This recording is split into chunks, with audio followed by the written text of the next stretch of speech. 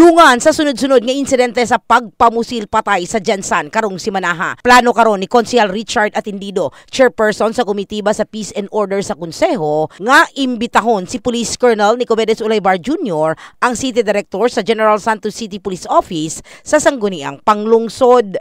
Sa sanggunian, after siguro nilang mahuman ang ilahang investigation. So not on Tuesday? Not on Tuesday. No? Tagaan nato sila og chance, tagaan nato sila og panahon. Kabalo naman ta nga ang PNP nagatrabaho man yun na. Sa mong plano, dunay pamahayag si City Director Police Colonel Ulaybar. Ay, patawag yun. May problema. Ilang na right magpatawag. Una nang gihimakak sa kapulisan nga walay riding in tandem criminal sa syudad, apan dili ni ini kumbinsido si Atendido. Bisan asa naa, no? Gun for hire. Unsaon ba nato pag-ingon nga gun for hire ka? Ibig sabihin gun for hire ka.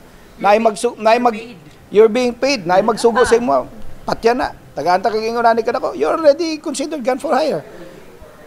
Ang pangutana is organized gun for hire.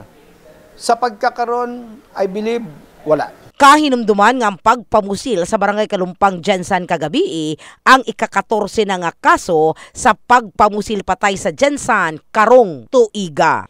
In the heart of changing lives. Kini sa Brigada Richel Gubalani, Brigada News.